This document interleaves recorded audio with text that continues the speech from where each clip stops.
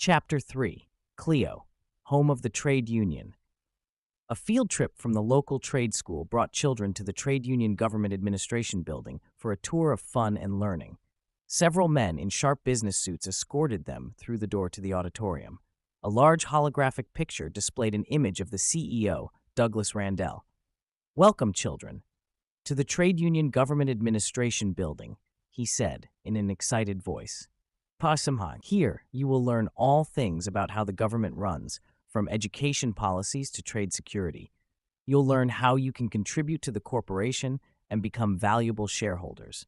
But first, let's talk a little about the trade union government's history and how it came to be. Around 45 years ago, under the democratically elected government of Clio, the trade union was formed to protect workers' rights and enforce fair trade policies. Although the union's policies were never fair, they'd never admit it. The union soon covered government employees and ensured fair pay and treatment for centuries. The elected government soon toppled under enormous debt and gross mismanagement. When that happened, the union stepped in. Under union control, the debt was paid off and the planet prospered. 15 years ago, the union petitioned for membership in the empire. As a requirement, the judicial system was restored and the legislative government was split into two houses, the representatives of the people and the board of directors. All laws must pass both houses before going to the CEO to be signed into law. Bianca's shuttle slid into the atmosphere over the planet Clio, hardly being noticed. The homeworld of the trade union was very busy. She quickly gained clearance and landed her shuttle, slightly less elegantly than the chancellor's.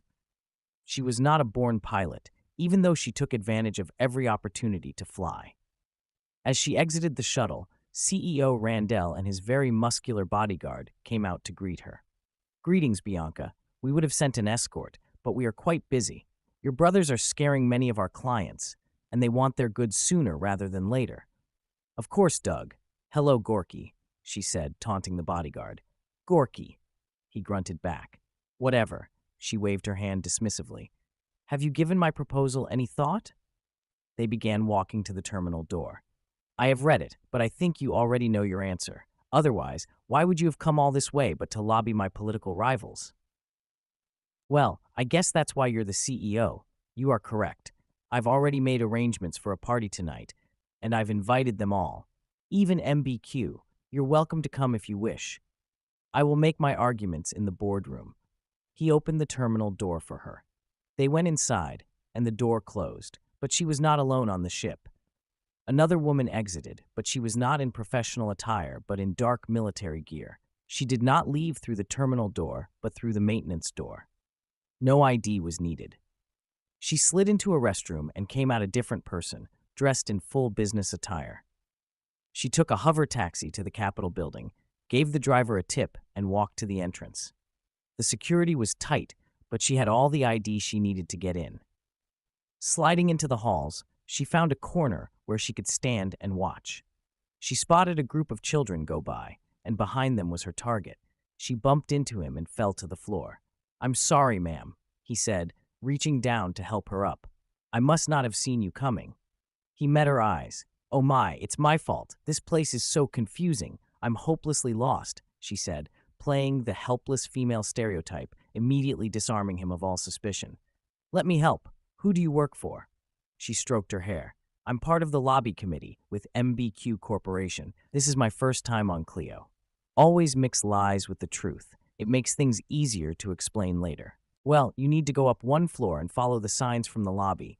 The lobbyist hall should be marked." "Thanks," she said, but did not move. She gave an innocent smile. "Hey, maybe we can get together later. Miss Bianca Lanner is having a party tonight. Would you like to come? It'll impress the others to have you on my arm." "Yeah, that would be great, Mr. Christopher Atlas." He did a slight bow without leaving her eyes. "I'm Lilith Gardner." She smiled and shied away slightly. "Here's my card. If you don't call me by 4, then I'll make other plans." She started to walk to the elevator. "I'll be sure to do that." He watched her walk away. She turned back for a quick smile and entered the elevator.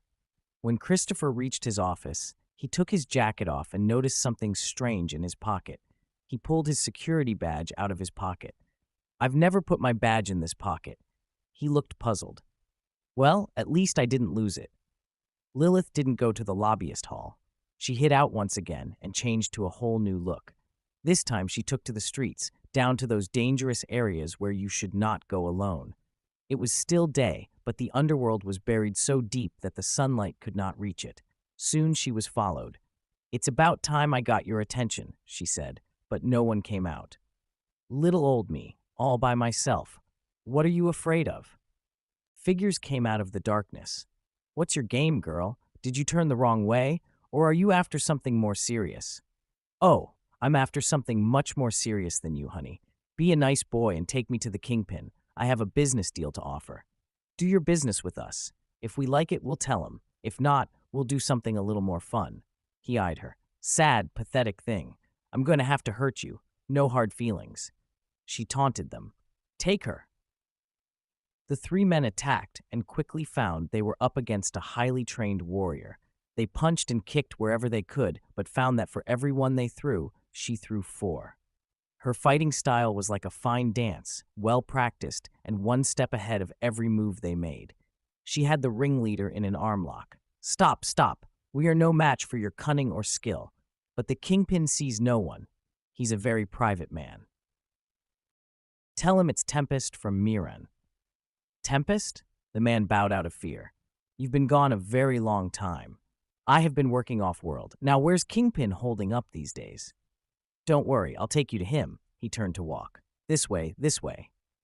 They walked through door after confusing door and hallway after hallway, but she did not get confused or concerned. This was the Kingpin's MO. He always found the most confusing place to get to, but had the most direct escape route. She expected that it would be open to the sky, but hard to access, and she was right.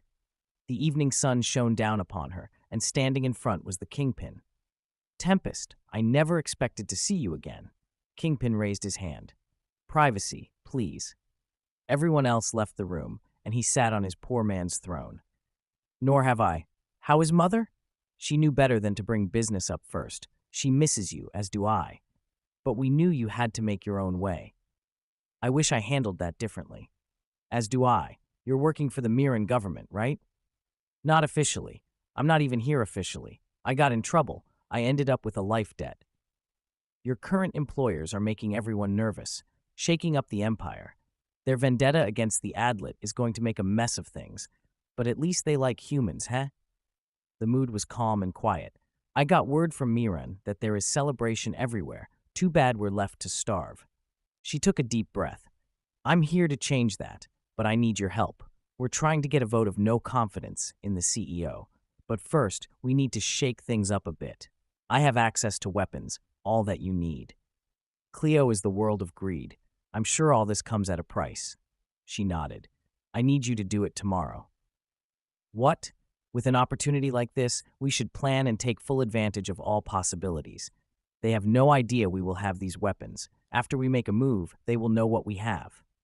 "I'm after something else. They call it the AMCU." "Wow, an acronym. No doubt from the military. They love acronyms." They didn't explain very much. "I know what it looks like and where it's at, and it's my mission to get it. I need to get in the vault in Warehouse 1. "Oh, the vault. And I thought it was going to be hard," he said sarcastically. "That place is so tight, the local news has ghost stories about it. Hell, they say an old guardian is in there. How do you think you're getting in there?" "I have the key." Later that night was Bianca's grand party. All the representatives and chairmen were invited. Some were subtle in their arrival, and others were flamboyant. Christopher walked in with Lilith on his arm, dressed up and fashionable. They checked in their coats, and he again found his security card in the wrong pocket.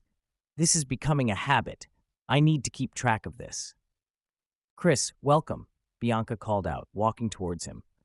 Well, well, who's this beauty?" "Well, Bianca, this is Lilith. Lilith is a lobbyist." Bianca leaned in and gave her a peck on the cheek. "Well, Lilith, it's nice to meet you. If you break his heart, I'll have to kill you," she said with a smile. She noticed the next couple coming in. "Oh, Sherman, how are you? Thank you for coming." She looked at the woman next to him and seemed surprised. "Abby? I'm sorry, you look like someone I know, but you're much younger." The woman chuckled and said, I get that a lot. Christopher and Lilith walked into the room and away from the doors. Let me get you a drink, he asked. Sure. Something sweet. Thanks, she responded. He walked off, and she discovered a little something extra in her pocket. She pulled out the note Bianca snuck her and read it discreetly. After that, she looked up to meet Bianca's eyes and nodded. Listen up, everyone, said Bianca, ringing her glass. Since most of you are here, maybe we can get things started. It's no secret that I'm here because of recent events on Meeran and Loman. For too many decades, we've constantly lived in fear and the threat of attacks. Attacks that occur so often, they are no longer reported by the press. We finally reached the point that living this way was no longer an option, and we took steps to end it. However, as long as the Adlet have a place to go, there is always a threat. I've come to appeal to each of you to stress the importance of not allowing them asylum on Clio. I've already tried my best to change the CEO's mind about this, but I fear I must go to the House to get done what is required. Let's not forget that we only have a 3-member advantage in the representative side. If the Adlet come in vast numbers, they could destabilize your government. The Chancellor is pushing hard for you to open the borders and has even threatened sanctions. This has caused the CEO to close his doors to me. If the CEO does not change his mind, I urge you to enact a vote of no confidence. The room groaned under this suggestion. I know that the CEO's deals with the Chancellor are very lucrative, so let me make this easier on you. Meeran will allow unrestricted shipping through our border regions with the Badlands. That will save you time and fuel, more than enough to make up for your losses. Some applause. We may even pick up some of your contracts. One more thing. As you know, the pirate clans have been moving more and more lately. I happen to know that one of the CEO's advisors is a leak. The groaning grew louder. All the shipments that have been taken passed through his desk. I will reveal the name at the board meeting tomorrow. I trust you all to make the correct decision, she said with her arms open. With that, the party continued without interruption. Carlos, she yelled out. He turned and she waved him over. My brother is a big fan of your book. I know. I see he used some of my strategies in battle. Your accomplishments are legendary. You defeated the Warren and set up the frontier to keep us safe from other alien incursions. Thank you. You're one of the few that still thinks highly of me. The Chancellor pushed me out of the way the moment he didn't need me. We need you. She finished her drink and put it down. Shall we talk in private? Absolutely. The following morning marked this month's first session for both houses. The representatives of the people and the board of directors started together for a special hearing. Bang, bang, bang. The gavel came down. The executive officer was calling everyone. Come on, be seated so that we can begin. We will start with the CEO and follow up with guest Bianca. After that, both houses will have their say. Ladies and gentlemen, the CEO. Everyone stood in respect. Some even clapped. He walked up to the podium with a well-prepared speech. Thank you. We're here to address the issue of allowing the Adlet refugee status on Clio. As you know, the Lanner brothers have made it a personal vendetta to remove the Adlet from their land, making every effort to destroy them. I always hesitate before I use the word genocide, but I fear in this case it fits. We cannot just sit this out. At the very least, we can give these people sanctuary. This will also grant us favor with the Chancellor. But I believe in the humanitarian issues involved. Throughout history, humanity has been plagued by situations like this, and many times their brothers failed to help. Only when it was too late did they help, and by then the conflict grew to affect everyone. This is our time to be on the right side. I trust that you will all back me on my decision. The CEO stepped down, and the executive officer stepped up. Miss Bianca Lanner of Meeran. Bianca stepped to the podium.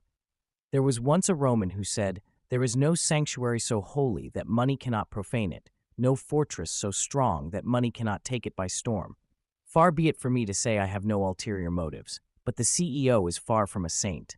He will do nothing if there's no profit in it, but none of you will see a dime. The CEO sat uneasy. As a shareholder, it was her right to speak, but he didn't like it. My brothers moved because they were provoked. Even before the Civil War, the Adlet pushed to gain power, to control us, scare us, or kill us. They teach their children that we are not alive, that we are blasphemy in the eyes of the Creator. Machines created by man, created a little too perfectly, but we breathe, bleed, feel pain, and die just like them. We love our children and hurt to see them in fear. Imagine not being able to sleep at night, knowing at any moment they could launch an attack. We've tried so hard to make peace. We could not make them believe it, nor could they understand what we felt. I warn you, if they come here, they will take over. They will implement their rules, and you will not have a choice. It will be a hostile takeover, and your children will be afraid. If you cannot convince CEO Douglas Randell to do what needs to be done, then I recommend removing him. The room remained silent. In the last several months, Randell made a series of blunders that lost you the contracts with Meeran, Arlos, and Wim. I'm prepared to renew our old deal and open our borders for your trade routes. The CEO and his advisors started talking on their communicators in a panic. You've also had many pirate attacks lately.